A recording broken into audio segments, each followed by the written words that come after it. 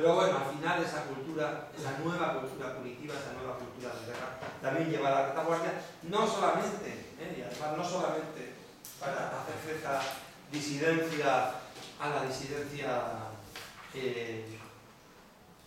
más favorable o acusada de estar favorable al golpe, ¿no?, sino también como manera de gestionar los conflictos dentro del propio bando republicano, ¿no? Mayo del 37, enfrentamientos armados en Barcelona, entre sobre todo comunistas y anarquistas, simplificando un poco, pero también junto a la CNT también está el POUM, ¿no?, otro bloque comunista. Bueno, creación, ya siendo Indalecio Prieto ministro de Defensa, del Servicio de Inteligencia Militar, en fin, para echarse a temblar, un servicio secreto paralelo con sus propios campos de trabajo, al que van a ser castigados no solamente prisioneros derechistas, sino también desertores, también anarquistas, también gente del POU.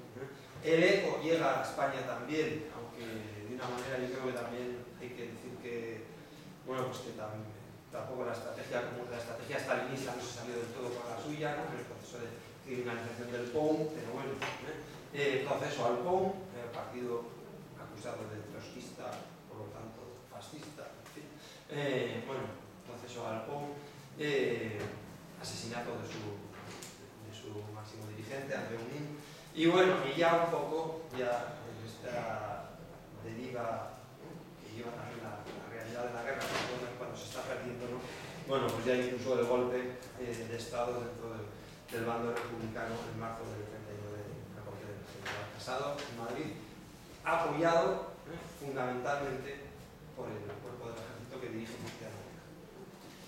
En fin, como lo que quiero plantear sobre todo es que veáis cómo al final esta dinámica también llega a la retaguardia republicana, ¿no? Y entonces, en este sentido, hay quien dice, bueno, también está un poco la idea de, ¿está llegando también a la retaguardia republicana este proceso de brutalización? Bueno, pues en cierta medida yo creo que sí, y en cierta medida, aunque también creo que para nada, ni a nivel o sea, ni en la élite ni en las bases creo que para nada sean asimilables, las dos violencias, la franquista y la antifascista, pero desde luego también algo de eso está llegando, algo de eso está llegando. Y bueno, un ejemplo, un testimonio bastante amargo de todo esto lo tenemos en la carta de Simone Weil a Georges Bernanos, un escritor francés, ¿no?, en el año 38. Simone Weil luego se va de Barcelona, se va un poco desencantada de lo que había visto, y bueno, ella le escribe, le dice literalmente: en Barcelona se mataba como media en forma la Barcelona de la retaguardia republicana, se mataba como media en forma de expediciones punitivas a una cincuentena de hombres por noche. Pero tal vez las cifras no sean lo esencial en semejante materia. Lo esencial es la actitud con respecto al hecho de matar a alguien. Hombres aparentemente valientes, uno de ellos al menos he constatado personalmente su valor, contaban con una sonrisa fraternal en medio de una comida llena de camaradería, como habían matado a sacerdotes o a fascistas. Bueno, esto lo dice una persona claramente antifascista. Es una realidad que, bueno, sobre la que podemos afrontarla o no afrontarla.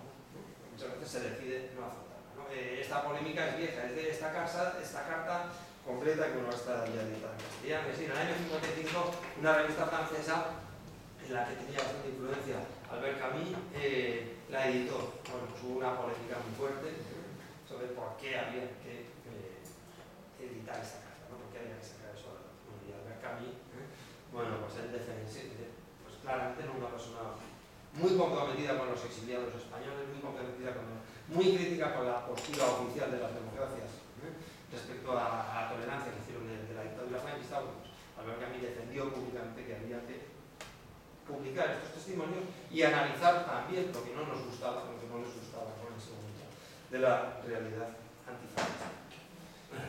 Mismo tiempo, bueno, no voy a hablar de Camus.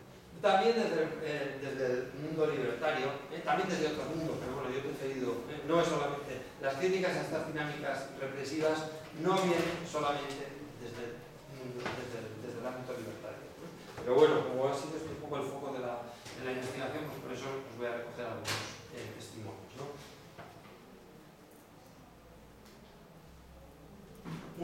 más escribió en ese momento, además en la prensa, en Barcelona, fue Joan Peiró, claramente, varios textos, bueno, con una postura muy crítica,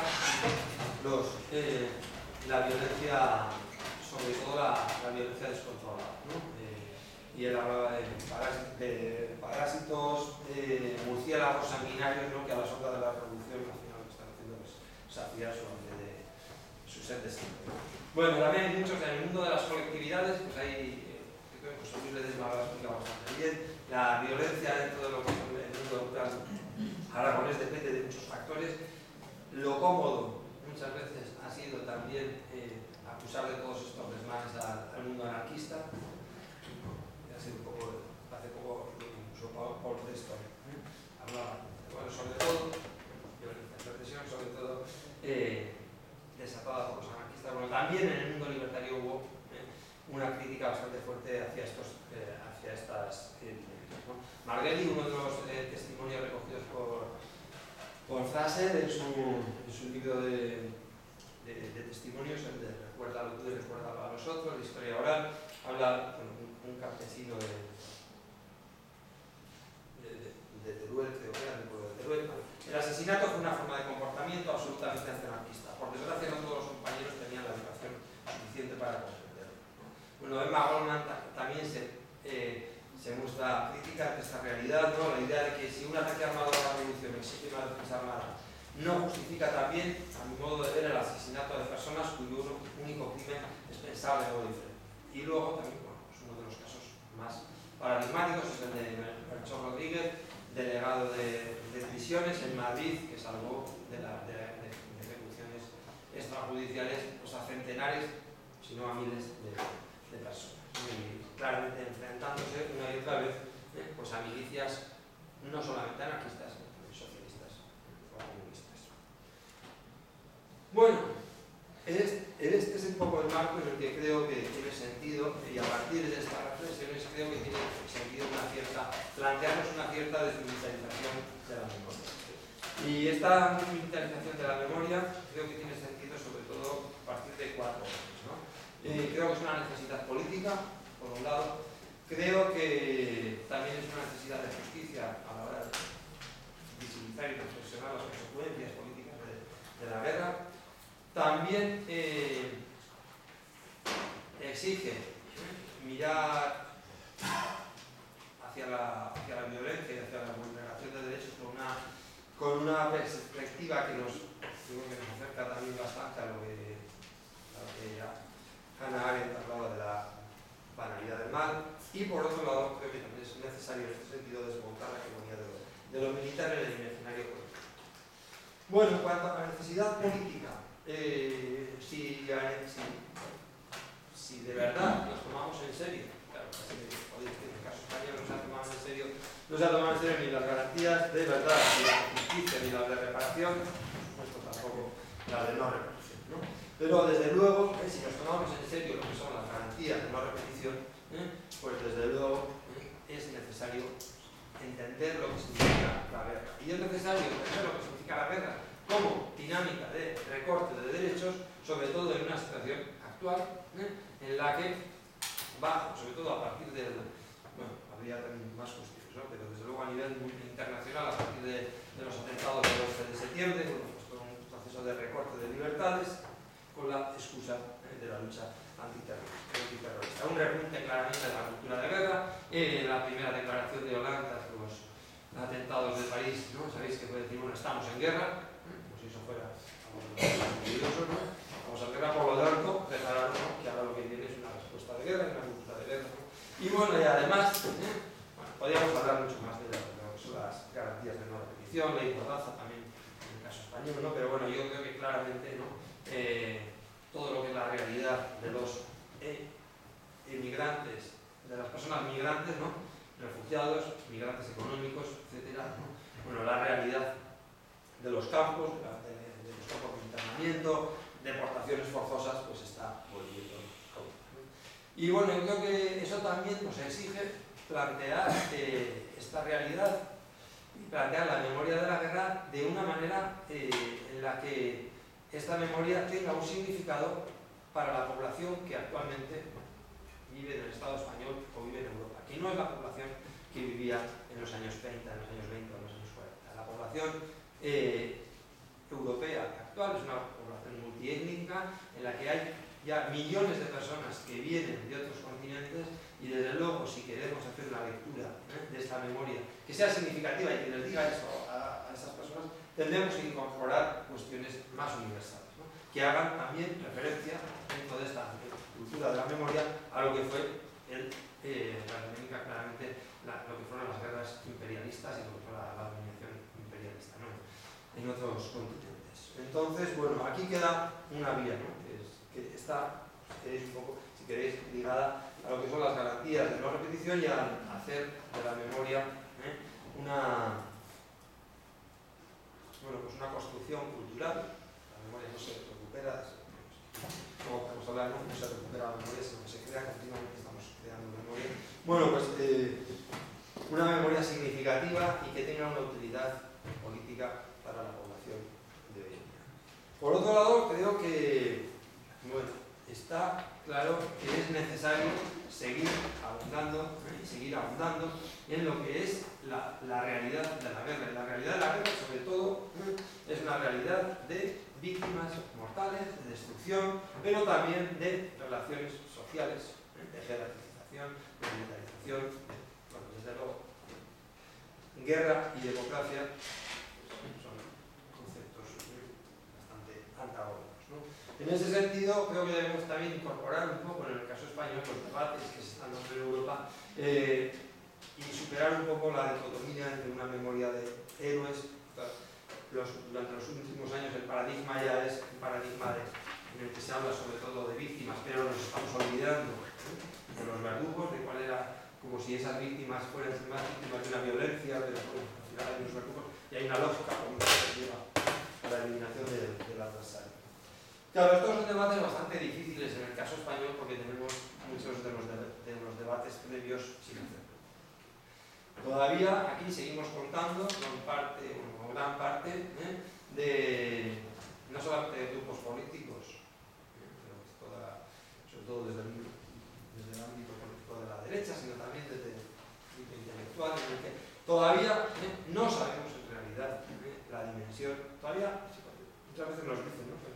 Seguís contando muertos, todos estos estudios sobre la represión, ¿no? Bueno, pero es que en realidad, ahora, esto es un pequeño paréntesis, ¿no? Pero dentro del proyecto de la base de datos estamos viendo que la cifra de encarcelados, una barra de encarcelados y encarceladas durante los primeros meses es muchísimo mayor de lo que pensábamos. O sea, en realidad, todavía los volúmenes de la represión franquista no están conocidos, ¿no? La dimensión de lo que supuso eso, claro, y del eco que eso tuvo luego hacia décadas posteriores, ¿no? Entonces, que son debates, no solamente son incómodos, sino que alguien puede decir, bueno, todavía, o sea, en el caso español, todavía vamos a hacerlo bien, todavía no conocemos suficientemente lo que es la realidad de la represión fascista. Pero yo creo que son debates que hay que afrontar independientemente, ¿no? Que son necesarios y bueno, y que hace falta visibilizarlos, hace falta también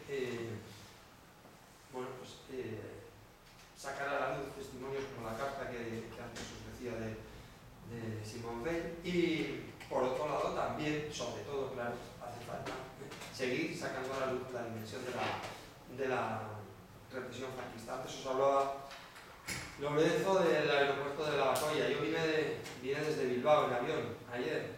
El aeropuerto de Loiu no es nuevo, pero en realidad el aeropuerto de Loiu pues, un nuevo edificio, está a la traba, pero en realidad se sigue utilizando la pista, se abrió la pista, pero todavía se sigue utilizando cada parte de lo que era el aeropuerto de Sondica. El aeropuerto de Sondica también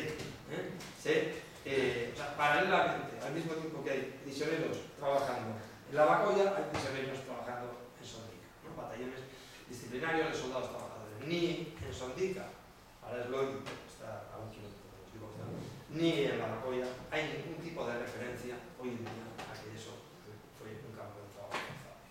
Eso hoy en día, pues en otros países, es una realidad en parte superada, no totalmente.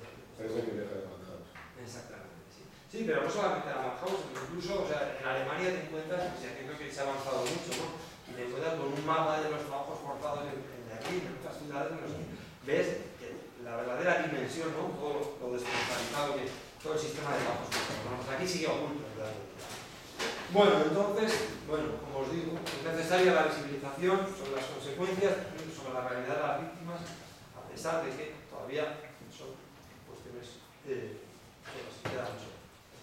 Bueno, creo que también desmilitarizar la violencia, desmilitarizar la memoria también tiene que ver con entender lo que son los mecanismos de la violencia política y entenderlos y lo que son los mecanismos de la represión, que son fruto no tanto de mentes sanguinarias que lo que quieren es matar por matar, ¿no? Mal, sin mal, ¿no? Sino que muchas veces es la propia, es una estrategia fría y deliberada de eliminar al adversario. Y esa estrategia fría y deliberada luego pasa muchas veces por la necesidad de una maquinaria burocrática, ¿eh? Y en ese sentido, cuando Hannah Arendt habló de la banalidad del mal, hablando del caso de Eichmann, uno de los principales responsables del holocausto de los judíos, precisamente fue una reflexión incómoda porque ella planteaba que el principal delito o la principal falta de Eichmann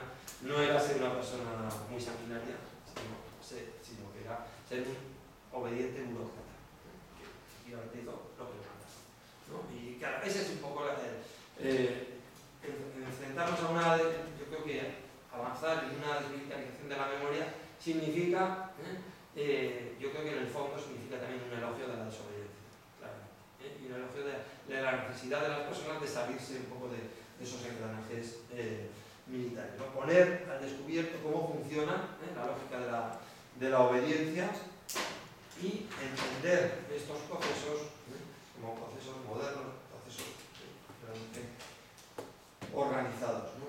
En otro ámbito de las culturas políticas, en la cultura política comunista, ¿no?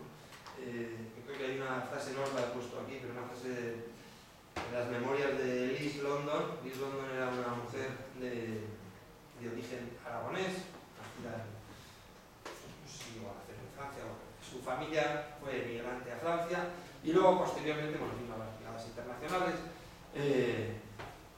tuvo un novio, su marido, Arthur London, que llegó a ser ministro en Checoslovaquia, claramente PC, estalinismo, ¿no? Y bueno, pues, al de poco de llegar a Checoslovaquia, después de la Segunda Guerra Mundial, es acusado de colaborador con el capitalismo, se enfrenta a un proceso y bueno, uno de los procesos estalinistas, ¿no? Y bueno, pues al final, gracias sobre todo a la movilización de su mujer en Francia, una campaña internacional muy fuerte, consiguió ser liberada, ¿no? Bueno, Liz London, ¿no?, habla en sus memorias de que era una mujer que pertenecía claramente a la tradición comunista, en la que estaba muy clara el tema del culto al líder y la obediencia al aparato, ¿no?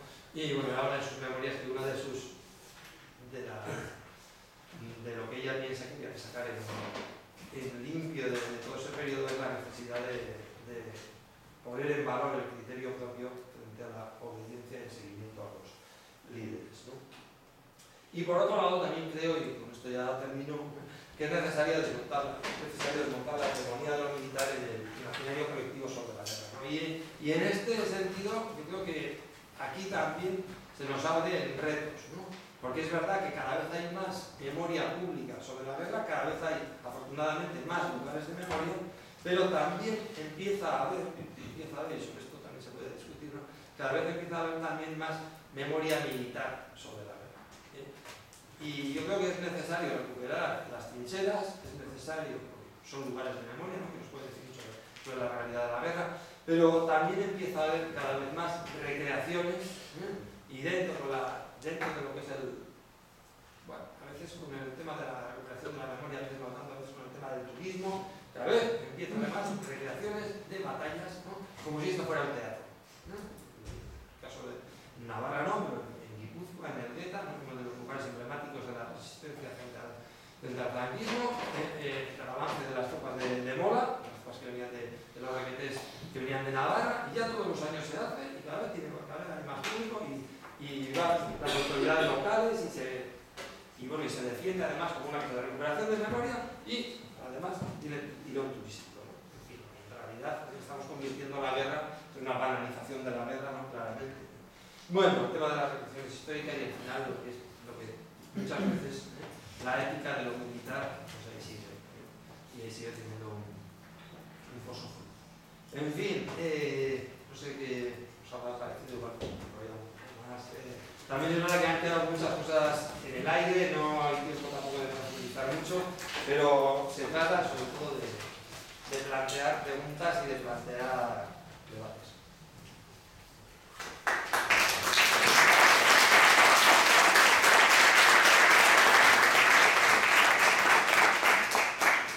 Bueno, pues llegamos a debate. Así que, si hay preguntas, si no, voy empezando con alguna. Sí. Buenas tardes, gracias por la conferencia. Me ha parecido muy importante la división que ha hecho entre antimilitarismo y a la vez que existe ese antimilitarismo, la legitimación de la violencia como un factor político. Pero bueno, quizás uno no se da cuenta de que puede existir, ¿no? A la vez una lucha contra ese tipo de violencia terrorista, pero a la vez una defensa de la acción directa. Y después, gracias también por utilizar a Simone Weil, porque creo que es una mujer que una mujer muy interesante para su época y también hoy en día, que se tiene que reivindicar más, ¿no? Y de hecho, Weil tuvo una trayectoria efectivamente muy complicada, ella también era compleja, ¿no? Judía, comunista, tendencias católicas, bueno, muy compleja. Y quería dar un apunte que cuando Weil se va a Londres y, bueno, entre los servicios de la Organización de la Resistencia Francesa, al final parece que acaba rechazando cualquier forma de, ¿cómo decirlo?, de una forma pacifista de la guerra, porque ella tenía la idea de crear un cuerpo de enfermeras de élite que, ¿cómo decirlo?, que estuviesen en primera línea y que se enfrentasen a una muerte directa, pero una especie de entrega directa, ¿no?, en su trabajo. Entonces, quizás hay una relación entre entrar directamente en la guerra y el pacifismo. Es complejo, pero al final ella como que se encanta también cuando está con Durruti y observa todas ese asesinatos, acaba un poco desencantada.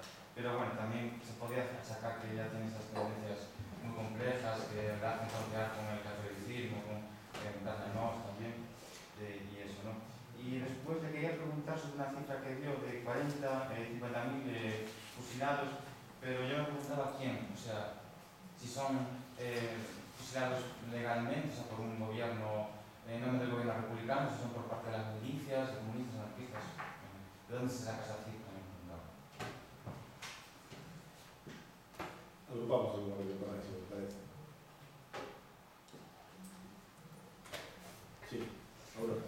Sí, bueno, yo comparto mucho de las cosas que se acaban de decir, pero simplemente una observación que me parece muy importante esta cuestión última, así a modo un poco de conclusión o de una conclusión. Esta cuestión de desmontar la hegemonía de lo militar en el imaginario colectivo y enlazando con este ejemplo que se comentaba de la atracción turística, que ya, bueno, pues como vamos a visitar la catedral o vamos a visitar también la finca aquí, pasó algo, vamos a ver qué pasó aquí. Bueno, pero claro, es que aquí en el caso español, y volviendo un poco al caso español, nos encontramos a veces, yo no sé, quería saber la opinión sobre esto, ¿no? Claro, desmontar la hegemonía de lo militar es desmontar la visión construida sobre la guerra. Si tenemos esta visión hegemónica de lo militar y llevándose enfrentados es porque tenemos una mirada simplificada, que es la mirada del relato de la época. Por tanto, claro, esto es deudor, un poco deudor, digo yo, de que no tenemos miradas sobre lo social, sobre cómo la gente vivía la guerra, que es un poco pues, los trabajos de José Luis Ledesma y efectivamente de Pedro Rivera, un poco en este sentido, ¿no? Entonces, ¿en qué medida? Bueno, es una tarea que exige, de alguna manera, que modifiquemos también nuestro relato como historiadores y por tanto ahí hay como una especie de tarea pendiente, ¿no? Bueno, era por saber lo opinión. ¿Más? Bueno, yo tengo otra cuestión para ir haciendo por caso. A ver, tú al principio haces una distinción muy interesante, bueno, hace mención de esa forma de hacer historia que es recomendarle a la gente del pasado que debería haber hecho una cosa distinta, que eso no como en la historia económica, por otra parte, ¿no? Tomas otra decisión, invertirse en otro sitio. Es uno de nuestros males. Pero también hablaba, digamos, del enfoque moral. Y sin hacer ese enfoque moral, de la superioridad moral o no. Pero hay un problema constante en este asunto. Si vamos a lo que plantea Aurora, ¿no? Y desmilitarizamos la guerra y el estudio de la guerra, quiero decir, la guerra no se desmilitarizar. Sí que es verdad que se puede ver en términos de diferencia moral y diferencia política. No digo superioridad, pero sí plantear algo que finalmente nos conduce a algo que planteaba ya en la vida de la guerra que nos contaron tanto Suso como Pablo, ¿no? Que era, bueno, puede indicar qué es lo que había y a favor de quién está. No tiene por qué haber equidistancia, porque eso al final en la construcción del relato final es bastante importante. Y en ese sentido, es lo que yo quería contar, pero ahora, reflexionando un poco con la primera pregunta de las diferencias entre uno y otro lado, una y otra zona, yo por lo menos veo varios elementos, que yo creo que en la medida que se busquen se encuentran y habrá más, ¿no? Uno tiene que ver con la propia lógica militar, y es el tipo de guerra que hace el ejército rebelde y el tipo de guerra que hace el ejército de la República, ¿no? Y en ese sentido hay límites que el ejército de la República no sobrepasa todavía, y que, como muy bien explica Nuremberg, ellos sí que sobrepasaron, que es el bombardeo masivo de población civil, por ejemplo. Bueno, sobre esto no hay demasiado, hay trabajos y hay investigaciones sobre los bombardeos, pero desde el punto de vista de las víctimas, más bien, ¿no? O desde el punto de vista de la historia militar. Pero sí que hay un evento diferencial en cuanto siempre se relata que hay un bombardeo en Córdoba, la aviación republicana, es el único que se puede encontrar, ¿no? Una es esa cuestión, ¿no? Los bombardeos, que en fin, hoy se está viendo, de hecho hay ahora un proceso abierto contra la legión italiana. La otra cuestión tiene que ver con el derecho de asilo, que la República respeta. Es cierto que hay muertos y hay asesinatos en el momento de la Revolución, pero que el derecho de asilo se respeta prácticamente siempre en Madrid, ¿no? No solo se respeta, sino que el moderno derecho de asilo se construye sobre lo que ocurre en Madrid entre el 35 y el 39. Digamos, lo relata muy bien Morlalich, el embajador de Chile, que es el protagonista de todo esto, ¿no? Y la otra cuestión tiene que ver con la voluntad de control de la legalidad. Siempre se citaba a Irujo como ministro de Justicia del gobierno de Negrín, intentando, digamos, que la justicia de la República en guerra también sea justa, legal y se atenga a normas, ¿no? Y digamos, ese esfuerzo del gobierno de Negrín, a partir de mayo del 37, precisamente, está más que conquistado. Estos tres elementos y otros, yo creo que nos permiten, no digo discutir, pero sí enfocar, ¿no? El asunto, tal vez también. No sé si son de utilidad en lo que planteas, pero yo creo que hay que meterlos en la discusión. No sé si hay más o... Bueno, vamos tres y ya diré, ¿no? Bueno, vamos a empezar por el final, en cierto sentido, porque esto pone de manifiesto una de las carencias de la charla, ¿no? Y es que, claro, también yo he dado igual por supuesto algunas cosas. Entonces, por supuesto, pero yo no... Siempre les digo a mis alumnos, ¿no? Desde que he dado clases en el instituto y en la universidad también, les digo que no hay una historia imparcial. Hay historia buena, hay historia mala, hay historiadores buenos y historiadores malos, pero lo que no hay es una historia imparcial. Los historiadores siempre partimos de unas preocupaciones y tenemos unas querencias y ya está. Y además no está mal que lo digamos. Ahora lo malo es que no tengamos un cierto rigor metodológico. Creo que ahí sí que está la línea.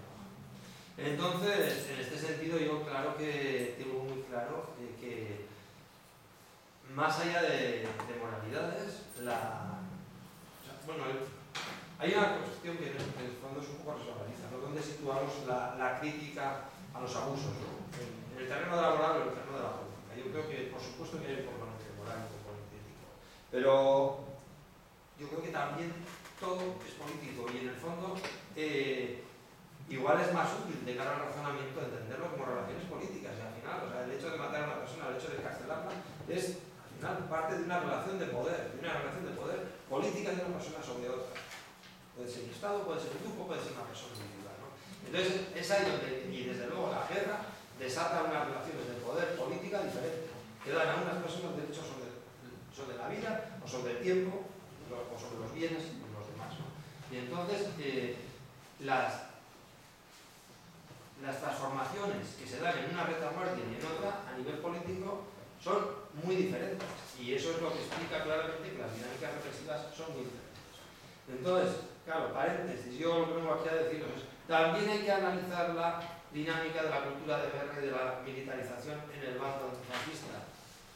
Claro, sí, pero desde luego donde se da por excelencia la cultura de guerra y la militarización y el abuso de arbitrariedad es en el bando franquista. O sea, también hay que analizarlo en el bando antifranquista, pero desde luego donde se da por excelencia. Y no solamente durante los 3 años de guerra, el estado de guerra hasta el 48, creo, bueno, en fin, ¿no? Y todo lo que es una dictadura militar hasta el 75. Entonces, claro que las diferencias son abismales, no hay bombardeos sobre civiles, claro que no. La estrategia de guerra colonial, que precisamente, y hay que entender también la estrategia de guerra, o sea, quien dentro de... tengo todo apuntado, intentaré... Pero bueno, estoy un poco... No, pero dentro de ese intentar desmontar la economía de lo militar, tiene que ver también con entender cómo funcionaba gran parte de la élite del ejército español, que se había formado profesionalmente en Marruecos, con ataques continuos y con bombardeos también, con armas químicas sobre población civil, en los años 20. Esos militares africanistas son los que cruzan el estrecho y los que entran por Andalucía, por el occidente de Andalucía y por Extremadura, pues prácticamente como había llegado por las aldeas del río. Entonces, esta es la guerra que nos vino de África, ¿no? de Gustavo Lenin, y desde luego es diferente, y desde luego, por supuesto que también es muy diferente la justicia y también es muy diferente los intentos que hay desde el poder, no solamente desde voces aisladas, sino también desde el poder, de poner freno a eso, y no solamente a partir del 30 de mayo del 37. Yo acepto, que os he hablado antes, que tiene un libro, que por cierto, estaría bien porque se publicó entonces, durante la guerra, se publicó una recopilación de artículos en el que hablaba del peligro interno de lo que era ese tipo de dinámicas represivas. Y que yo sepa no se ha vuelto a publicar, yo lo consulté por préstamo interbibliotecario y tal, pero creo que no está reeditado y es una pena. Y fue ministro de Industria. O sea, y él también estaba denunciando.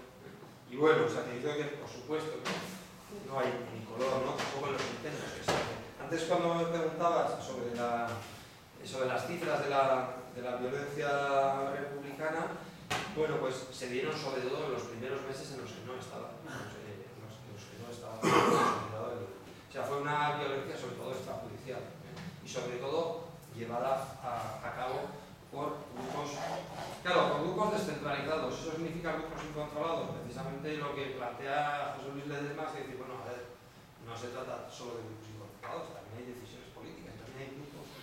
También lo que plantea José Luis Ledesma es que no se trata solamente de los anarquistas, o sea, hubo escuadrones anarquistas, socialistas, comunistas, sobre todo.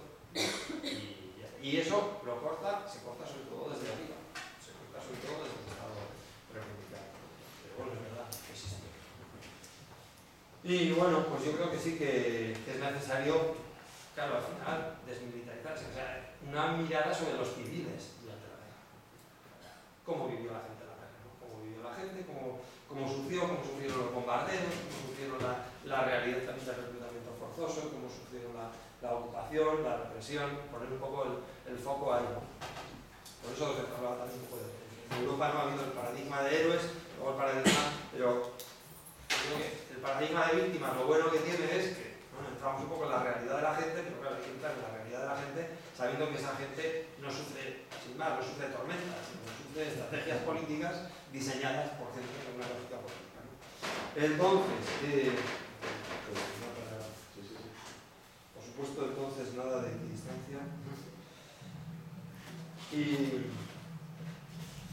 Y luego, bueno, pues claro, sobre Simone Weil, yo creo que es una mujer muy interesante, muy lúcida, pero también es verdad, yo no sé si desde luego al final tiene una ética un poco mística, ¿no? Que claro, que al final ya es un poco pues, la entrega y tal, y bueno, pues yo ahí me siento menos identificado y creo socialmente también, o sea, así como es muy lúcida en estos escritos que tiene durante los años 30, ¿no? Creo que es muy lúcida sobre las transformaciones. Y yo creo que lo que plantea ella es clave, ¿no? Cuando vamos a analizar la guerra independientemente de lo que quieran lo que quieran la gente que pase cuando ganen la guerra. Vamos a ver qué es lo que pasa durante la guerra, ¿no? Entonces esa es una. Y bueno, yo creo que es verdad que luego el antimilitarismo ha evolucionado más por lo menos yo creo que en el Estado español claramente hacia unas posturas más no violentas, ¿no? Pero en los años 30 es verdad que en los años 20 también la tradición más antimilitarista era una tradición que también abogaba por el uso de la violencia. Ojo, cuando has comentado acción directa, bueno, también la línea pacifista habla de acción directa no violenta, de sabotajes y Bartolomé de Lit y toda una serie, bueno, y de ahí ha seguido hasta hoy en día, incluso Gandhi también. Acción directa también es quemar la ropa de que llegaba de los tejidos de algodón que llegaban de Inglaterra. La diferencia no está tanto en acción directa sí o no, sino en daños contra las personas, sí o no, contra las personas. ¿Hay más preguntas? Yo primero. Sí, bueno, gracias enhorabuena por la muy interesante. Primero quería hacer más bien una crítica y luego un par de preguntas. La crítica sería que veo en la explicación y en lo que sería el análisis el mismo problema metodológico que tienen los análisis de la cultura de guerra realizados por los Calleja, realizados en Francia, realizados en Alemania, que es la de seguir la dinámica del análisis del discurso, pero poniendo en este caso el foco en un aspecto distinto. En este caso no es tanto en la guerra, no es tanto en la brutalización, sino más bien en el lado pacifista. Luego, otra cuestión, yo doy a entender, aquí es una pregunta, yo doy a entender de que a través de tu análisis, la guerra al final en el mundo anarcosindicalista, que sería, por decirlo de alguna manera, el mundo más desmilitarizado, pero que no antipacifista, pacifista, en todo su espectro, termina provocando una afectación, incluso favoreciendo una militarización de las mismas. Tenemos que entender que la militarización y el ejército es entendido como un producto, un subproducto del poder estatal, por lo tanto es un producto de la lucha de clases al que hay que tener en cuenta, de ahí que sea que los anarquistas y los comunistas sean antimilitaristas, eso es una cuestión que hay que tener en cuenta. Pues termina habiendo esa aceptación a causa de la cultura de guerra.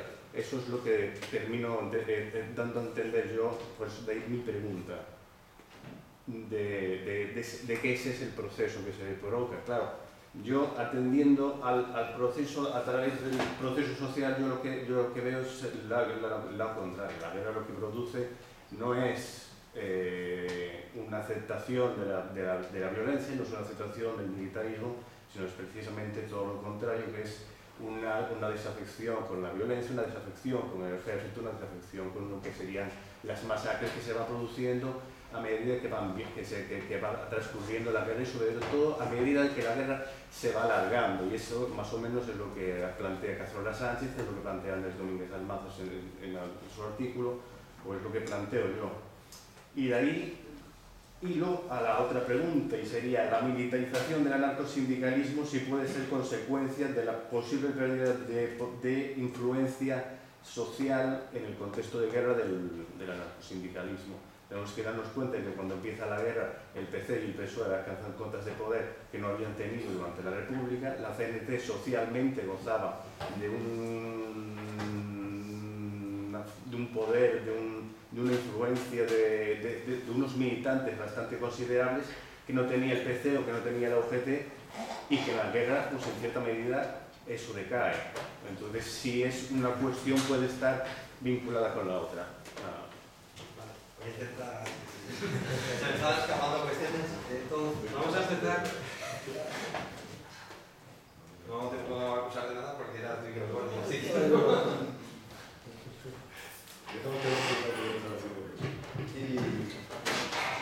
Sí, por favor. Bueno, vamos a ver. Ah, vale. Espera, no, pero vamos un poquito, porque si no, va a terminar.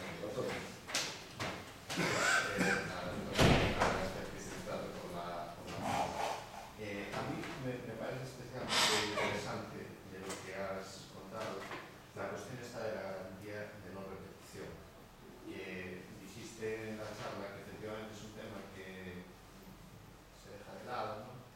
Al final casi lo dejaste todavía un poco de lado, porque no llegaste a desarrollar un poco más. Y sí me gustaría, si puedes, que hablases algo más del origen de este concepto, qué connotaciones tiene, etc.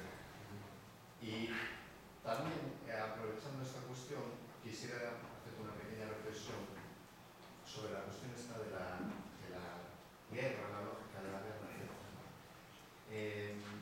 Me parece muy interesante y también lo veo como muy complicado, ¿no?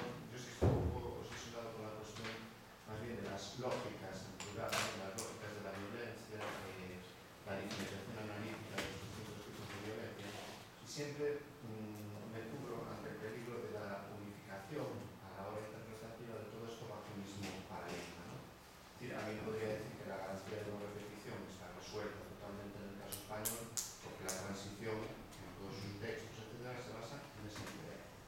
Hacemos todo esto para que no se vuelva a repetir, etcétera. No tiene nada que ver una idea con la otra, pero que se podría asimilar, ¿no? Digo esto de la lógica de la guerra porque efectivamente bajo esa idea de que la guerra es la guerra y en la guerra ocurren todo tipo de sucesos violentos, se ocultan a veces trazas de violencias muy distintas, ¿no? Es decir, evidentemente las lógicas de la retaguardia, si lo dice la palabra, tienen conexión con lo que está sucediendo en los frentes de guerra y están acabadas en ese contexto. Ahora, en esas lógicas subyacen prácticas que pueden ir de la mano de un proceso de conflicto bélico, no. Y cuando tú ves los procesos de violencia que suceden, por ejemplo, en la retaguardia franquista que estamos hablando, desde mi punto de vista se entienden mejor en lógicas que exceden a los propios procesos bélicos, ¿no? Que tienen que ver con procesos de reorganización social, de ingeniería social, han hablado algunos, lógicas genocidas, lógicas de exterminio, etc., ¿no? Que pueden estar conectadas con procesos bélicos o no, pero lo que sí utilizan, desde luego, es el discurso de que hay una guerra para amparar el tipo de prácticas que están cometidas. Es una reflexión un poco al hilo de lo que estás contando, para saber también qué te parece. Gracias. Si hay otra pregunta, sí, ¿no? Bueno, en fin, claro, es que esto tiene muchas veces, ¿no? Es que aquí nos gusta mucho el pan. Sí. Esto tiene mucha vida. Voy a ir un poco por las partes, ¿no? Primero, acercando un poco la mayor, ¿no? O sea, claro, yo, como os he dicho también al principio, yo no he hecho un análisis de caso, no he hecho un trabajo empírico de archivo sobre cómo se dan estos procesos de transformación social de la retaguardia en una sociedad. Yo no, o sea, entonces lo que he analizado han sido discursos, claro. Y esto, en fin, después del giro lingüístico y después de los abusos del giro lingüístico, ¿no? Pues ya sabemos que tiene, yo creo que, claro, de decirlo así, tiene peligros, ¿no? Pero bueno, en fin, ¿dónde está la vacuna? ¿Dónde está? Yo creo que he intentado analizar discursos no tanto para pensar para analizar esos discursos como reflejo, como creadores de una sociedad, de una realidad, ¿no? Sino como para intentar, o sea, utilizar esos debates, no tanto discursos como debates, para ver un poco lo que estaba pasando, para ver rincones más oscuros que normalmente no aparecen, ¿no? Entonces yo creo que estos debates lo que nos hacen es no dibujar otro tipo de realidad, sino sobre todo ayudarnos a analizar esa realidad de una manera más compleja. Y yo creo que pues ahí termina su función. Desde luego que para seguir trabajando en profundidad lo que hacen falta son estudios de casos, ¿no? En los que de verdad veamos cómo está reaccionando la gente a este tipo de cuestiones, ¿no? Entonces, claro que no es incompatible una cuestión con la otra, ¿no? Cuando estos discursos nos están hablando de una necesidad creciente y por lo tanto desde el punto de vista libertario una incomodidad cada vez mayor con las prácticas de reclutamiento forzado, lo que eso está poniendo de manifiesto es que la gente ya no quiere ir a la guerra. Es que hacen falta soldados, la gente no quiere ir a la guerra. Entonces, muchas veces igual no son. O sea, este análisis de discurso, si lo vemos, yo por lo menos lo intento ver un poco como detectar síntomas, ¿no? Al final creo que es bastante complementario con lo que estás planteando, ¿no? ¿Por qué hay una necesidad de poner en marcha un aparato cada vez mayor, cada vez más represivo con los desertores? Pues porque cada vez hay más gente. Sobre todo porque la guerra se va alargando, porque las perspectivas de victoria, ¿no?, en el mundo antifranquista pues cada vez son menores, ¿no? Entonces, pero por supuesto yo creo que claro, lo que hace falta es más trabajo sobre la línea de lo que estás planteando para ver, ¿no?, qué es lo que... Claro, luego ya a ver... Bueno, ahí también, bueno, dos cuestiones. Has hablado un poco del antimilitarismo, un poco asimilando un poco el antimilitarismo anarquista y el antimilitarismo comunista como rechazo de un ejército que es al final el brazo armado de un Estado que sostiene una relación de clases, ¿no? Pero yo creo que sí que hay una diferencia muy importante, porque en el caso de la tradición comunista se explicita y se dice de una manera muy clara que la revolución tiene que llevar de la mano de un Estado fuerte, que tiene que ser la dictadura del proletariado, y que esa dictadura del proletariado necesita también su ejército. Y eso en la tradición bolchevique, yo creo que, bueno, ahí hay también diferentes matices, ¿no? Pero sí que hay una asunción de la lógica del ejército. Mientras que en la tradición anarquista, la lógica del ejército, la lógica de la militarización, de las jerarquías, se rechaza de una manera mucho más explícita. Y por eso creo que las reflexiones que vienen del mundo libertario nos ayudan a ver mejor lo que está pasando. Porque están captando cuestiones que desde otro punto de vista no se captan mucho porque se dice, bueno, esto es la regla y tiene que ser así. ¿No? Bueno, claro, ¿por qué al final se adapta por qué has hablado también de una inversión de correlación de fuerzas, ¿no?, dentro del mundo? O sea, como la guerra lleva progresivamente a un descenso del peso del mundo anarcosindicalista, ¿no?, y un ascenso sobre todo del PC. También yo creo que hay que verlo como, o sea, más allá también de cuestiones morales o de tal, al final es que la realidad de la guerra, al final, a quien da poder es a quien maneja mejor las armas, a quien controla las armas, que en este caso además llegan de la Unión Soviética sobre todo, porque no llegan de otros países. Entonces, que al final, ¿qué es lo que pasa? Que hay un grupo político que es el que, al ver, yo creo que o sea, que mejor entienden los comunistas, que son los que mejor entienden la lógica de la guerra moderna. Por lo tanto, son ellos los que se dan el gato. Son coherentes. Pero claro, mi pregunta es una cuestión interpretativa, si tiene algo que ver, si puede estar relacionado. La cuestión de que el narcosindicalismo termine por aceptar, digamos, lo que sería la militarización de sus milicias con la posible pérdida de poder dentro de lo que podemos llamar el ejército popular, una vez se constituye el mismo, o antes. Esa relación de poder. Claro, igual que en lo de antes, que no me expliqué bien, era una cuestión de partida. Pongamos de que en la República existía un antimilitarismo defendido por los grupos, digamos, de izquierda, digamos, por el Partido Comunista, por el Socialista y